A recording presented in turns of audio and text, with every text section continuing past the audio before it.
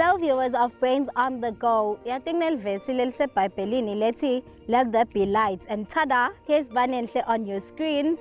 Once again, it is Banenhle Smelane, and welcome on yet another episode of Brains on the Go. It is a new year. Happy new year, and I wish you all the best this 2022. Speaking of which, in week's time we'll be finding out who is our winner on this episode. So guys, just to remind you who our top three is. Sinat Sabelo Mamba from Gamula High School. We have Florence Koza from Zevani High School. And we have Nogwanda Hatebe from Nomahasha High School. Like I said, we're getting to know each one of them, our top three, right? Up close and personal. Kanje, up close and personal. So today, Logon Kulu Manja, the sun is doing the most. But yeah, it's really hot. Thanks to Macmillan for the cap. Speaking of the cap, guys, Sisenze Vane, Sitobona Florence Namuta. We're getting to know her. We'll do it with all the top three, Labanye, right? But Namuta, Lenvo Inga Florence. We're getting to know who the person that Florence is. What kind of person she is. The person she is eskolweni na sekaya. So we'll be meeting friends, classmates, teachers, and most importantly, we'll be meeting the family. So right now, asangambe ngiyobuka Florence. Stobona ukuthi Florence lo ungumfulo kanjani. Come, let's go see Florence.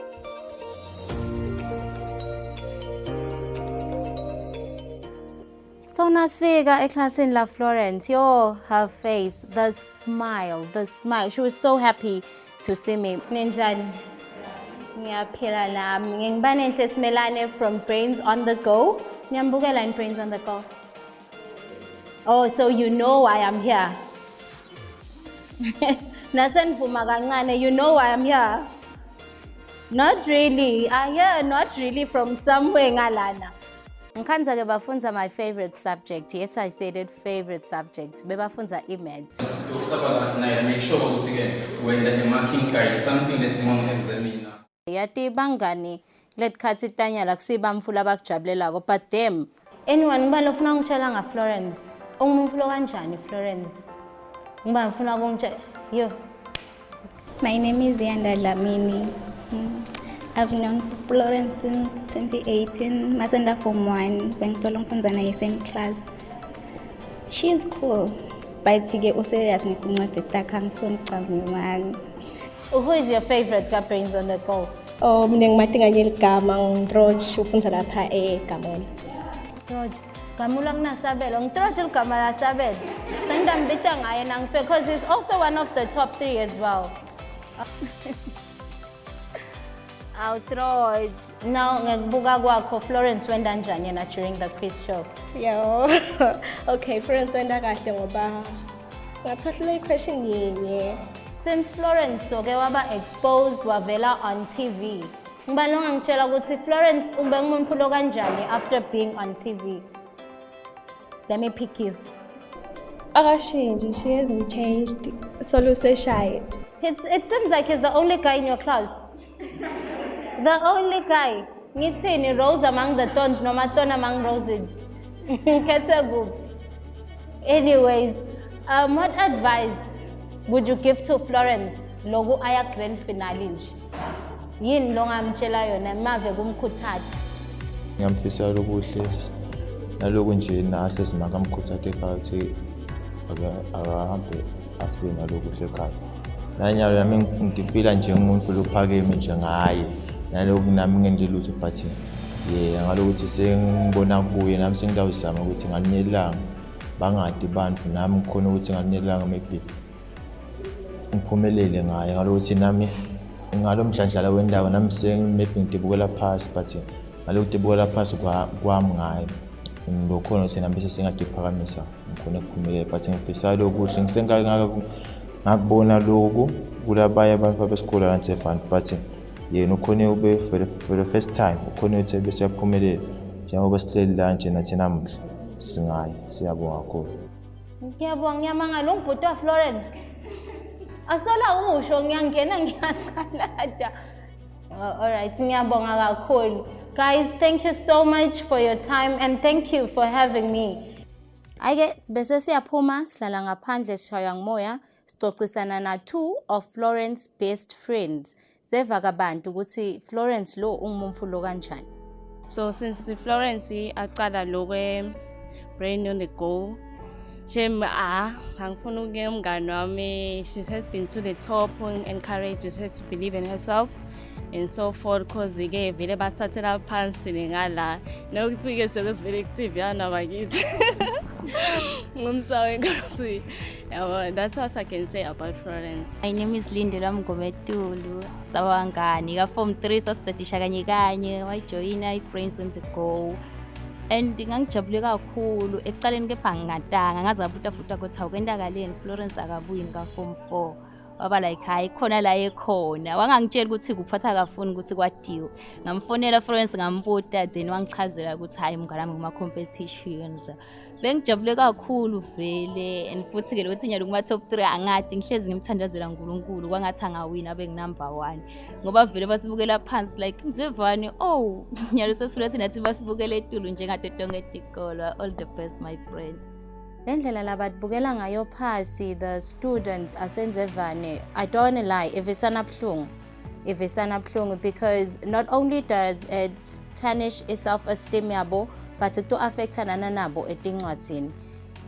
Lengakusho ukuthi guys ningadibukeli phasi, honestly ningadibukeli phasi. It doesn't matter ukuthi niqhamuka ku background enjani noma ni esikolweni lesikanjani. Buka eNzevane there was another student lo be top 3 khona Samgelisiwe Tembe. Today lokusikhuluma she's a pilot and ngakhohlwa nami. Look at me today, I'm a presenter here and nami ngisuka khona eNzevane. So guys, like Mr. Shongwe always say, believe in yourself, believe in yourself.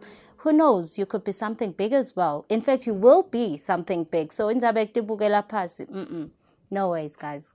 Hello to our beautiful viewers at home. It's me again, your girl Florence Koza. And sukela ngangenela iBrains on the Go. Everywhere I go, they praise me. Bangitshela ukuthi they've seen me on TV and that lokho kuba mnandi kakhulu ngekhathi enhlitweni yami ngoba ngiyati ukuthi bangibukela and lokho ngiyati ukuthi kuyaba encourage ukuthi nabo they can go far as far as I did. People like a celeb phela. She like a celeb nje na ukuthi phela abathathe ama autograph ngoba ukuthi ke hawuyingathi ngiyamahle ntombadanelo from somewhere else then ke sebayabuta ukuthi hayi no she's part of the Brain on the Go yabo. So that's I can say nje for Florence Martin ngisinayo nje bandwini even go status asiyamposta nabakithi akapheli just so yabo nebantu ukuthi bayibukele nabo bacucutele emakhaya njalo kwesihlele kune COVID abantu abesikole abanogive up ngemfundo. So kubona yena ukuthi ke uyaphumelela lapha, it is good. Bebangithume esiphofaneni, I think it was 27 December. Mangifika esiphofaneni ngiyangena esitolo ngihlana nalomnye make. Uthi lo make yini ngathi ngiyakwati wena. Ngithi mina wangibona uthi hayi ngathi ngakubona ku TV kusazi TV sengiyamtshela ukuthi bekuyi Brains on the Go. Athi lo make kimi walibala kangaka mfanami. Ngithi mina yini mama? Athi songahlula nje ukuthi ama conflicts akhiwa ngani ngithemba ke. Time nje siyesitolo. People were like, "Sicela ukubuta sisi sengimile ke mina lapha ke." Sangathi sibakhuluma ngani bambuta ama questions sikani kunjani lena and how does it feel. Savele ngamshiya khona lapha mina ngachubaka ngendlela yami because I got nothing to say phela ukuthi nami I'm not part of it. You see, that was the awkward moment. Keep doing your thing, Shem. Since childhood, you are taking nawe. Sibalelele enangzane ekwadosena. Yes, ama roommates asola sasmele. You could see was those people are so happy and bayambongela and very proud of umganab. Yes, my friend, we are going to Australia. Angithatha ufuna kuba ngidokotela sizohamba semaventini nawe ne. Australia, right? I like that. Girls with big dreams. Yabo finally sengifisa nje ukuthi ifike yenze iyangistressa ngoba I know the competition is going to be high and but I'm going to put it in my best. I'll try my everything to be #1 and make my mom especially proud. And also ngiphakamise isikolo sami saseNzevane because uma uya edolobheni basibukela njengabo lomakhaya nawe uve ngazi ukuthi vele yabo kude nje awusili utfola emhlabeni but nje mina ne-brains on the go lokho i-brains on the go ikhiphela umcabango ukuthi mina ngisuka emakhaya ukuthi nje uma ngilomakhaya there's more that you can do. You can excel. Beside that ungabokuthi bantu bathini ngawo. Chubeka u-excel and believe in yourself like my mathematics teacher usually say to us. So after we had a chat with the girls, sithole a guy lobukela Brains on the Go, umlandzeli we-Brains on the Go. He's consistent like that when it comes to Brains on the Go. Sihleli phasi naye sibonakaliso wasitshela something very interesting about Florence. Bengikugadzile lokhu lokwendekile mina. It's not like kuyi-magic lokwendekile Florence ukuthi afike top 3. Vele yena uyakudeserve nje. Vele consistent nasemsebenzini ngokuzipola. It's working tirelessly. Sometimes nje nathi sima form 5 but emaklasi a form 5 aka-attenda Florence. Awafunzi uthuwe na how Florence sonathi la kude sometimes wa form 5 ubhanke emakasi but yena from form 4 angene afunze futhi vele bengikugadzile ukuthi lwathi leluningi helena nyetinto vele uyadada ufunza ngathi kufanele nje ukuthi afike lela la khona ukhona nyama top 3 because vele uyasebenza ngekutikhanda. Hayi umngoni had a lot to say about Florence. Ne facial expression yakhe nje beyisho ukuthi simelane wati a lot about Florence. Bese ke sesikhulumisana na class teacher wa Florence, Miss Phala. She is a humble somebody. She is focused. She is committed. She is a dedicated person, especially in her schoolwork. Yes. Yini longazi ukuthi ungakushintsha njengaye Florence loku umadi as teacher wakhe as class teacher even? There is nothing that I can change about her because she is actually a good person, especially academically. She is focused and she has chosen good friends. Umumfulo kanjani outside school, right? Do you know her to that depth? No, I don't know her to that extent, but I've been observing her around the school premises. So mangimmoka around the school, umfana lo diphethe kahle, umfana lo watiko ukuthi ufunani empilweni. So ngimnakile lokuthi she has a bright future ahead. Yes, so nalabangani bakhe bangani lengibona ukuthi baba mfana labafuna likusasa lelikhanyayo. What advice would you give to Florence? I would say that she must continue being dedicated to her schoolwork, focus, continue choosing friends wisely because in our days most girls, if I may say, they are influenced by their friends negatively. Yet she has a bright future ahead. Yes, that is what I can say about. Okay, what can you say to the other 2 students labatabe ba compete na Florence kule grand finale? I can promise them that she's got brains, she's focused, so they must be prepared, they must get ready. The competition is very high. Titena ngiva Miss Twala akhuluma nga Florence, I decided to look for the career guidance teacher for her to tell me more about Florence. I needed somebody to go deeper about Florence. So ngitfole Miss Mthembu who told me look deep, like within Florence. She's quite a very intelligent young woman. That is one thing for sure. And we're very proud to have her in the school. such that we have great expectations ngaye. But angeke ngikhuluma kakhulu on the academic side because I work with the students ngema cases abo ngema issues abo outside the academics.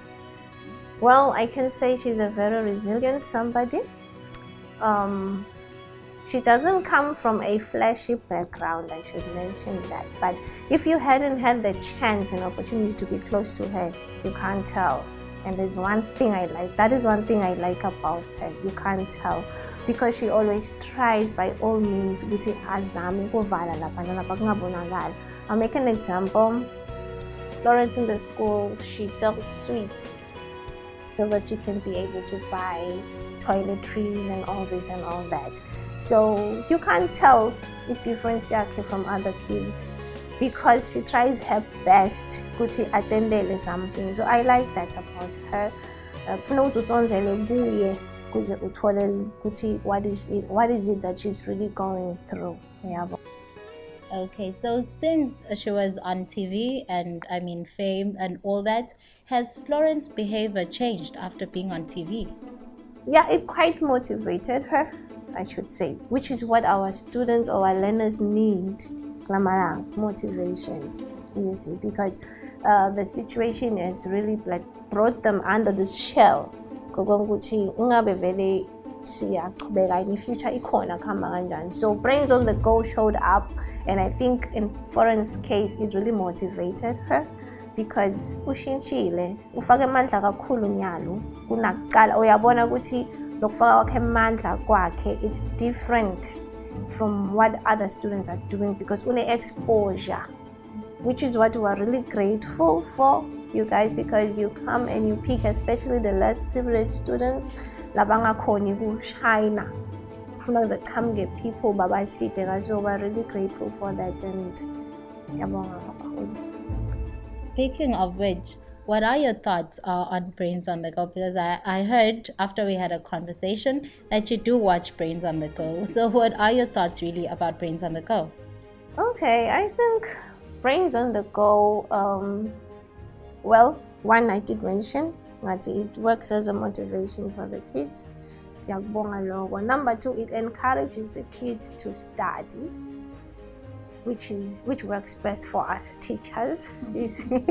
So it encourages the students to study and actually teaches them to go an extra mile without the teacher. Because when you are faced with a quiz or a competition, that is more than as a result, if you are a participant who Brains on the Go, I am sure my results are at the end of the year because you are a researcher, you're just out there for competition and you work hard and yeah, my results are very much. Okay, so what advice would you give to Florence Logo Ago top 3 and as she goes through the grand finale? I will say to her, Florence, continue to work hard. The same grace that she has, because I really believe there's some grace going, right? So the same grace that picked her among so many students in the country, it picked her, it allocated her, is the very same grace that will take her to a winning position. So yes, grace plus studying hard, of course. Nivid, grace, studying goes hand in hand like this. Grace and studying. So if you don't do justice in your preparations, Florence is going to take you on. I know what I'm talking about.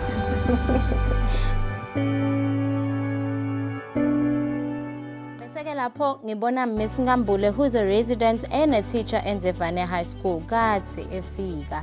Nana nami nangitheleka nje Zevane ngamkhanza akhona, and she was there even bengnema what you call? Yebo, ma foreigners. Bekakhona, she was there. Kuqalwa isikolo saseNzevane, she was there. So you can imagine ukuthi watilo kunganani. I am a resident because I've been here quite a while and actually I already have a homestead around. I've seen the people from around here for quite a long time.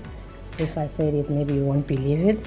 But I think since the beginning of Nzevani High School, and before Nzevani was a refugee camp, I would mention that Florence is one of the remnants of the refugees that we had here, which means that like the parents, they actually came from Mozambique, and life hasn't been easy for them. This is the opportunity to do whatever she dreams of in life.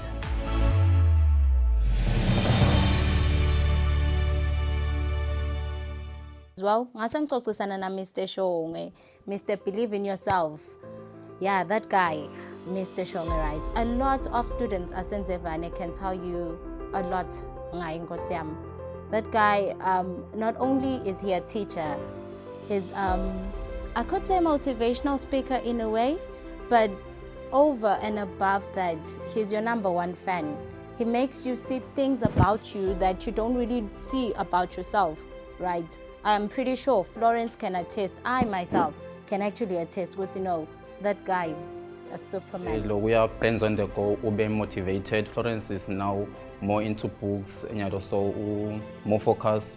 I saw lastly when you were writing a test, Florence was the highest in such a way, and I was so shocked to see the gap ube corner compared to the other students. Yeah, the exposure of friends on the go. Umumfulonjani Florence, both here at school and outside school. Florence here at school, I see amongst the others, but the only thing that I know Florence are the marks, because this is Florence. Florence is a shy person, as you all know, but Florence. Luckily for me, Florence we go to the same church dynamic. As a Florence, we are as a praise team. Yeah, Florence is dedicated to God. Gulama challenges lo logewawa mention about Florence. If there could be anyone longa sita Florence, what could you say to that person? Angamsita ngani Florence? Kulaba bukele emakhaya kungaba kuncenga Nkosi yami nginceka kakhulu, especially kulenza by phone, because iyam affect vele Florence, because especially nje now learning ezisesibona tonke isimbo sishintshile, sesifunza vele ngalana khona ngalolu cingo. Ngiyalidinga vele ukuthi ngiyalincenga ukuthi manje akube khona lo ngamkhalela thina Florence, manje amside ngalolu cingo ngoba akanacingo, nalesi imkhade futhi akanayo, naleli cingo leli bengikhuluma ngalo nje belilama kwakhe lele bese seliyafa. Kungaba kumncengela kona eziveni ukuthi asimside ngalolu cingo Florence. Shayi Plea after school sabamba indlela sesekhaya. Nyalo lokuseliphelile ilanga lakho la sikolweni senanjani manje, ufika njani ekhaya? Ekhaya ngihamba ngetinyawo. I think it's 30 minutes. It's 30 minutes. Asimhambeke lo 30 minutes ngoba ilanga lakho namuhla.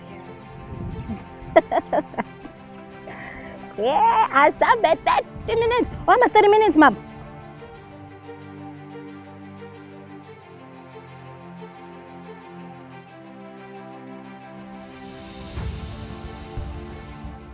Nangithi we walk ngisho njalo nje, it was rocky, ematshe nalelanga belibekekile phela belishisa my baby, but yeah, we walked all the way from school. I could really estimate ukuthi we walked about 25 minutes to 30. Yeah, but that's how long it is. So you can imagine ukuthi Florence onke malanga diabuy. So we walked Zahamba saya ekhaya kakhoza Cabo Florence. Sanibonani. Njani? Siyaphila nathi. Ngingibane Ndlengwa kaSimelani nesuka kaSwazi TV ehlelweni la Brains on the Go. Ngitenga Florence lo bekhona ka Brains on the Go lo khona nanyalo ukuthi she made it to the top 3. Manje bese sicela ukuthi loku Florence simati esikolweni sesicela kumati ke nasekhaya ukuthi umumfulo kanjani. Ema Florence ungumntwana lo ngicishe isikhathi esiningi njengami ngoba ngibaba wakhe kusete la usake mhlambe angiphathe kabi khona ngokuthi mhlambe khona ngimtshela kona mayelana nokusebenza kube khona ngiye ngibuke ukuthi ngathi akathanzi lo mntwana. Lesikhathi esiningi ngingasho ukuthi umntwana lo usangivaka usalalela. Ngingadi kusasa ngoba abantwana bayashintsha but kwanyalo kusengumuntu lo ulalelako. Isikhathi esiningi ngiyavuka ekuseni lokho ebusuku ngiyemsebentini kwenteke makwakhe angekho mhlawumbe ucupha lokho amakede ama-chips yini into lo. Khanze ukuthi ngidakube emsebentini ukudla kuphekiwe washile teacher mhlawumbe lokho naloko ngangokuthi ngabe mina ngikhanze kwente makwakhe. Kimi lokho kuyahlala ngibe nentokotho nokujabula ngoba nasesikolweni kuyangijabulisa ngalento lela yendako ngendlela afunza ngayo. Sukela lo waqala sangaka anginikethe inkinga. So ngingadi ngoba mina nje ngihlanhla noma yakhe esikoleni angizange ngiya angisathi. So ngiko ngiba nayo lento kodwa kuya kakhulu ngathi uNkulunkulu angaba nayo. Kubekele phambili. Ngiyabona baba. Njengoba Florence angenile waba Brains on the Go. Nive kunjani njengemndeni wakhe? Siva sijabula kakhulu siswela ukuthi yini sitayela. Umoya wami njengababa wakhe ukhululeke kakhulu. Cabanga sonke nje singumndeni la khaya singu-5. Bangitshela itolo mangibuya emsebenzini. Ngathi ngithokoze kakhulu. Nanyalo angathi ukuthi ngathini ngoba ngiyamangala nanye manje ukuthi kwenteka ufuna kwenteka yini futhi. Inkosi. Ngimaphi amagama ekumkhuthaza asaqhubeka avele la kumabona ukuthi adinikele aqhubeke nokulalela lemiyalo lena abatali bayo bahlala bamtshela ngayo futhi ukuthi akhona ukuqhubekela phela nokuphila ukuthi ahloniphe nomdala lomncane athi umuntu ngokumhlonipha tawuphumelela impilo tawuqhubekela empilo ngihlala ngisho kanjalo. Yini kumbe tingcinamba longasitshela ngato letikhona empilweni ya Florence lakhaya kumbe noma nasesikolweni lotatiko njengababa? Tingcinamba tinkinga mhlambe ayahlangane nathi esikolweni noma lakhaya nje nalakhaya labhekana nabo.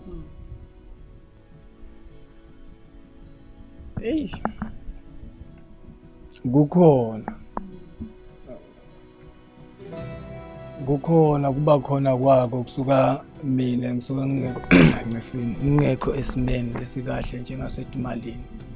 Kanti ukuthi isikhathi esiningi umsebenzi wami njengoba ngisho sangaya esikolweni bengigawula umoba December uyaphela umsebenzi. January February March angisebenzi but ukhanze ukuthi bafundile esikolweni anginayo imali babhadalele. Mina ngihlale mhlambe leto inyanga ngize ngibuyele emsebenzini. Bese ukhanze ukuthi sengidala etikweni.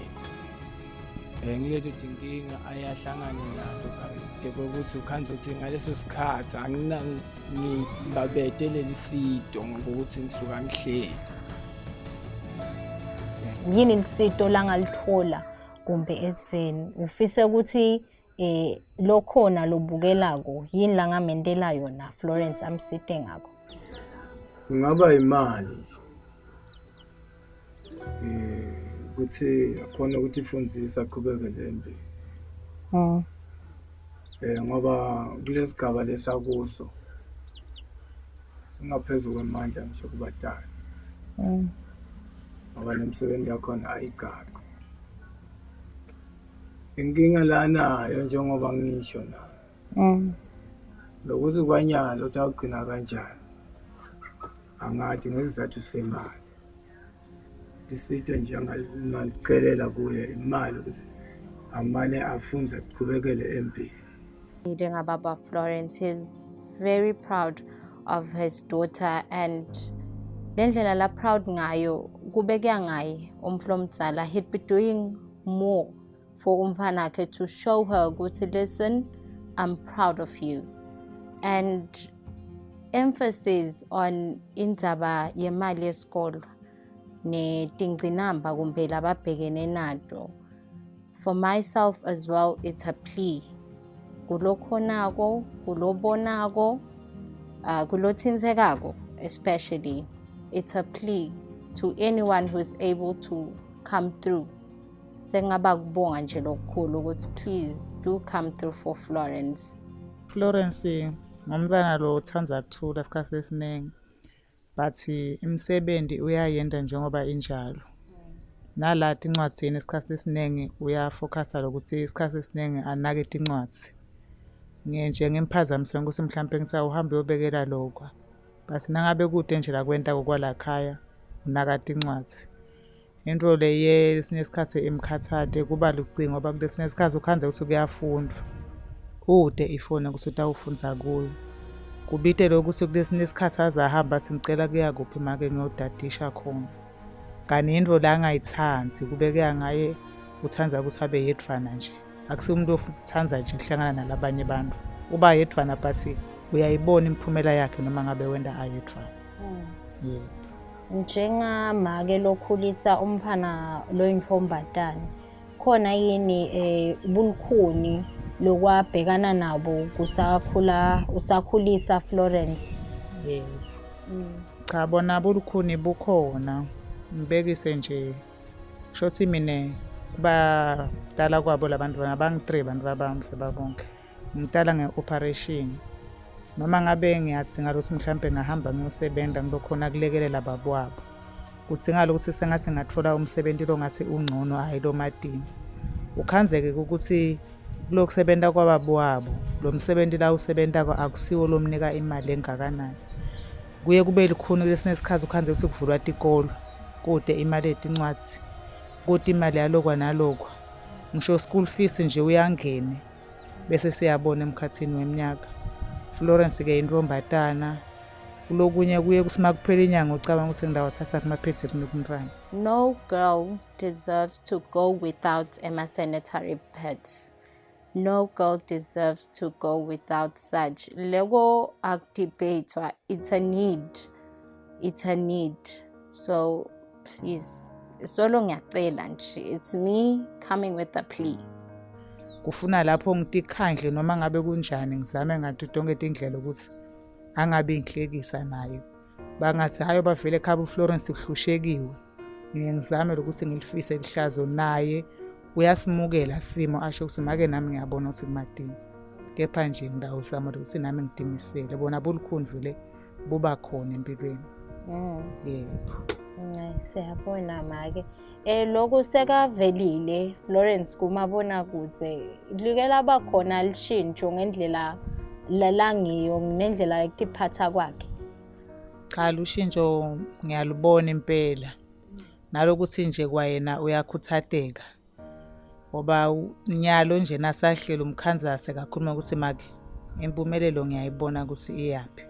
Ngoba yena sifiso sakhe sekutheni afunza acethe uthi ngifuna kuba ngidokotela. Bese ngithi mntana masithandaze umane kuloko losongene kuko mhlambe uNkulunkulu abeke isandla uphumelele bamane noma ke uthole noma ngiloyo mfunza doba inkinga khona kuba ngileti imali tekubhadala vele tiye tibide ngoba nje nakulomnyaka lophelile u2021 abangakafunzi ngayo asikakhoni vele kubhadala school fees. Leba ngathi mhlambe nyana ngathiwa bahambe bohlala emakhaya abangakabhadali kunekwenteka abuye ekhaya noma ke ngihambe ngesikolweni ngiyokhala ukuthi ngicela Nkosi yami nimane nimphedelele ngidawuzama ukuthi ngibhadale. Esiveni nje make kulofise kusita Florence yini lo ngamkhalela ngako njengama kwakhe? Shothi nje esiveni lengacela ngacela lokuthi nje athole umfunzate bese mhlambe naleyo phone ukuthi akhone kufunza ngayo naloko ma computer lokungamsida ba nje kuba ngisho ukuthi ufuna kuba ngidokotela into etinenge uyazama ukuthi ibuka nasetincwadzini afuna ukuthi ngabe lokungangisita kuyini. Ngicela nje ukuthi abangakhona kungisita abangisite nje ukuthi nangakhona ukuthi nakacetha mhlambe leso sikole amana athole lo mfunzato ba yena vele utimisele kakhulu. Nami ngithi mangihleli ngithi angathi lokuthi ngidawuthini ngalo mntwana lo ngoba ngidawusi usibusiso kimi bo bonke abantwana lenginabo yena nje ungumntwana lohlukile lohluke ngisho nalandzaweni nje isikhathi esiningi ngisho labanye abangani bakhe bayebede cela usikhombise naku Florence cela usikhombise naku Florence but inkinga besiba yini ngithi ingabe kutawugcine lapha ekugcineni okay ndawuzama mhlawumbe ngithi sitawubhatanisa simbhadalele ukhanze uthi uyaceza leso sikole asisakhona ukumisa enyuvesithi ngoba vele lapha ngifuna ucambe manga kude imali ngoba kona lele sisihlambeta ngayo kulikhuni kuphela umnyaka nje kulikhuni kuyibhadala yebo. Ngimaphi nje emavi longamnika wona ekumkhuthata asachubeka kulo Brains on the Go asachubeka vela ngimabona kuthi emaveli angamkhuthata ngawo kuthi nje akatimisele achubeke lokula kwentako angajabi futhi angabuke eceleni angabuki nekokuthi ekhaya kunjani ngoba kulokunye lokwenta ukuthi bantwana bangaphumeleli empilweni uyabuke ukuthi maye laphayana abaphila kahle esikoleni mhlambe badlalo kwanaloko kepha mina ngisuka ekhaya ngide ngisho indlu lengidawufike ngidle esikolweni but nje yena lengamkhuthata ngakho akati ukhuthalela titshela ukuthi kumele kusasa lami ngifuna libe kanjani lokho lafise kuba ngiko utawufezeka makatitshelile thina ukuthi simkhuthade kuphela kuloko lathi make mhlambe babe bengicela nakho nangabe sinako sizame lokuthi simentele. Macmillan Education Eswatini is a world-class educational content and a service provider. Well, we plan to introduce improvements in customer experience and improve responsiveness to the customer's needs on our part. In addition, customers should expect improved use of technology to better address their needs. We will continue to provide best in content, as we are famous for that, and the most innovative technology. Well, we also establish and maintain professional relationships with customers and our stakeholders. So as the department, it is our duty to ensure that if there's a potential say stakeholder or a potential customer, we actually approach that customer, we approach that stakeholder and ensure that we have a relationship, a professional one and a fruitful one, just as we have with Eswatini Television, as well as other entities, customers and all these other entities. One of the things that I can also say is that our team here at Macmillan, is making the company a future-ready company, a world-class company, and we want to be that publishing company that adopts cutting-edge technology. On another note, it is our duty as a department to identify and capitalize on opportunities in the market. Say there's a new school that has been established. It is our duty as the sales department to approach their school, make sure they are aware of our products, make sure they are aware of all the services that Macmillan can offer and in assisting in pushing their main agenda as an institution. The books are printed by various printers, that we source, and then they are sent through to our warehouse and they are delivered here in our receiving department. There's a huge number of books that we keep here. So there's an important part called an ISBN, which I can just show you here.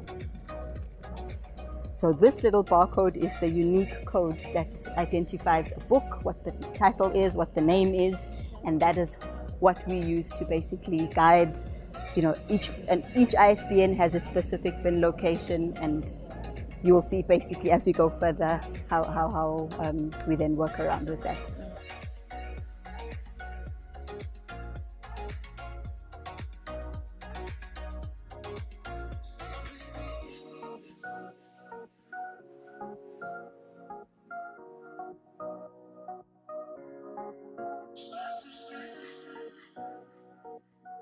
This is our dispatch department. It's the final leg of the chain. After books have been received, after the orders have been printed by customer services and picked by the inventory team, they are then brought here to dispatch to be checked once again to ensure that quantities are accurate, it's the right book, and everything has been supplied based on what has been ordered. And basically, this is a department that creates the product, as it were, because we get to manage the book publishing projects, which give us what we call our product at the end of the day, which is the books Like I've said, there are 3 publishers who run with the program. I manage the program in the bigger scheme of things. So that's basically what we do.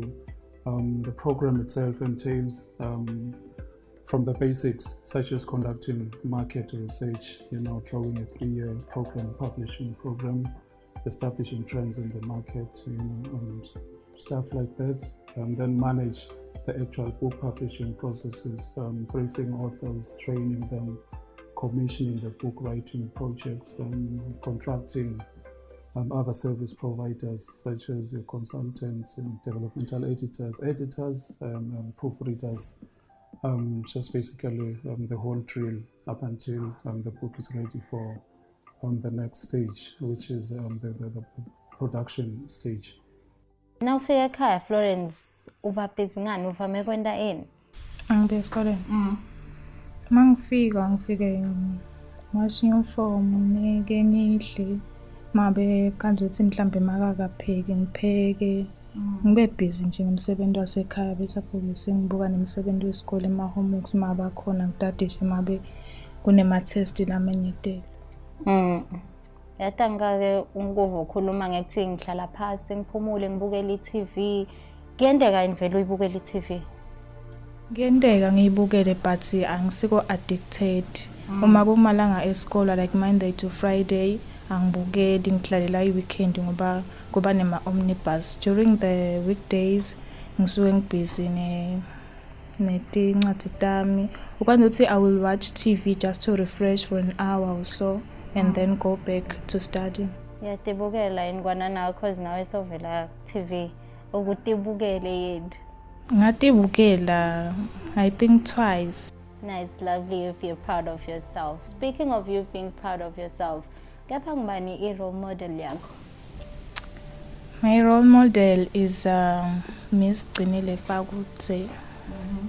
I love her because she's a woman and I'm proud of her education. She went to Heriot-Watt University in South Africa to do Master of Business. And she was a CEO at an early age of 23. I mean, that's really, it's amazing. It shows me that nothing can hold us women back. There's nothing that we can't do. Everything is possible. So long as we have it in ourselves and tell yourself that I want to do this. If you just tell yourself that, there's nothing that can hold you back. I'm so proud of her. And she has also been a chairperson in many organizations and businesses. And I just wonder how she does that, I wish to meet her so that she can tell me how she did that, so that I can get advice, encouragement, and inspiration and all that, Clearly, you know a lot about her. It's somebody you really, really love. Yeah, I did my homework about her. Ngisho kwenda i-homework mina. Ngiyabona-ke Florence. Uke wakusho Mr. Shongwe ngendzaba yelicingo Florence. Ngiliphi leli licingo lovame ungatholakali kulo? Ngilo lona leli Nkosi yami. Ngilo leli ngivame ukulisebenzisa. Lihle liculeka lona. But mabe kumcoka ngilifuse lize ngilifuse lifuke. Ngisebenzise but lona vele selivele lifile limane lifuke nje nama kanjani. Licingo I need it because when I grow up, I want to be a cardiologist. So it's my wish to start knowing about cardiology while I'm in high school. So it's definitely important for me to Google about it. But I can't do that with this cell phone. I really need one so that I can also research about schoolwork. There are so many things that I need it for schoolwork, for also my career in the future. So without the cell phone, I'm lacking so much information about cardiology. So I really need the cell phone.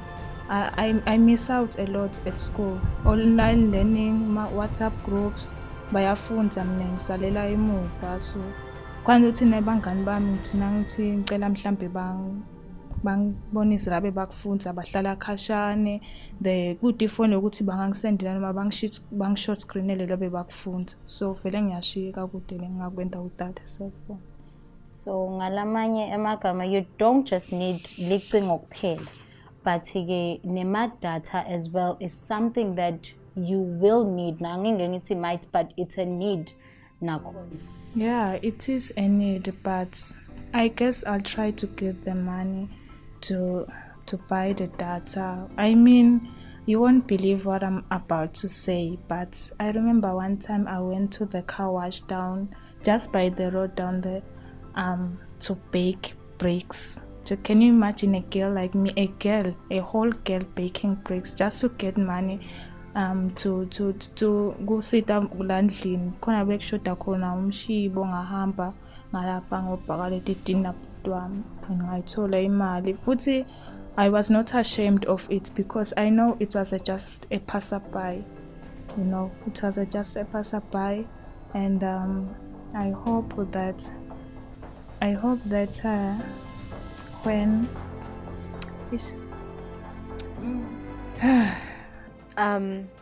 it's still okay. It's still that emotional moment. Nagakhuluma, my goodness, what's wrong with me? But I really can't hold back lobhlungu lengibuvako nagathi she went to bake bricks. I just hope. Yes. I hope that my hard work right now will pay in the future.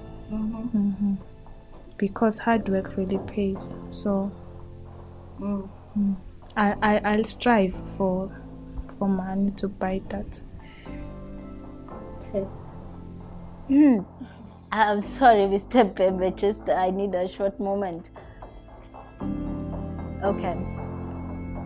I'm all good. Man, get fun. Say why I learned as a kawash, and then you had to bake bricks for was it the first time? It was the first time, but I did it for the second time. I think 2 months back. I did it twice. You did it the twice? First time, yeah, I did it twice. Mom from Batani these days, they take shortcuts. You understand? So, they're just young girls like you understand, who don't look for those shortcuts. But I'm just really inspired by you. You understand? It's you being bold, brave. Because you are a hard worker like that, right? But beyond everything, you know, I think it's missing temp. All the things that you go through, right? So I'm really inspired. I don't want to lie. I'm just really inspired. And Florence, be that girl that works hard to be where she wants to be. Right? Trust me, it's gonna pay off. You're teaching many young girls out there. Most young girls, they have lost it. Yeah, anyways, nasicedzalana Florence siyaphi uyowenda ndisiqhubeke ilanga lakho ndishina uye esikolweni. I'm going to wash my socks, my school socks, and polish my shoes. Yeah, that's all. Is it every day that you have to wash your uniform? Uyayigcoka?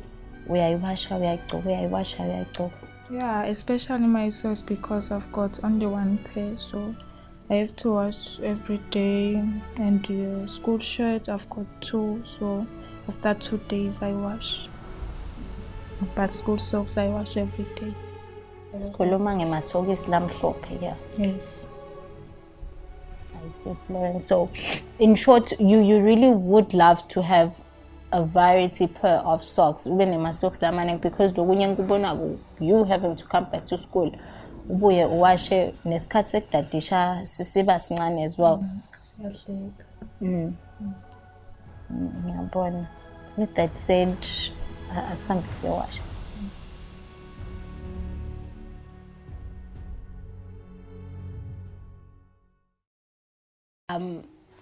I got a really heartfelt moment na Florence.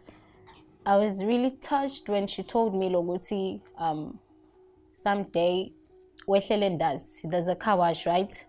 She went there, wahamba ubhakatitini, so she can help lakhaya, right? For me, I'm inspired as well, because these days we see young girls like her taking shortcuts, right? We see young girls bahlaselwa peer pressure. They do the most things that will scar them for life, right? Just to be out there rather. But here is Florence going as far as baking bricks, like she said, as much as this day stereotype would see wenda in again the ini, but it still does the most with me. She just had to go through the most just to make things happen. There's so much I actually want to say, but in J, I am really touched, and I hope most people out there that get to watch Brains on the Go, and we're getting to know them up close and personal. I met Florence, the girl with a smile. You could never really tell she's one person who's going through the most. She covers all that. You know, when they say do not look like what you go through, that's exactly Florence. She doesn't really look like what she goes through. I hope she inspires not only young girls out there, but she inspires most people. You know, in life, you don't really need to give up. You need to work hard. And here's her believing in herself as well. She's gonna be Dr. Florence. I next she's gonna be not Dr. Florence.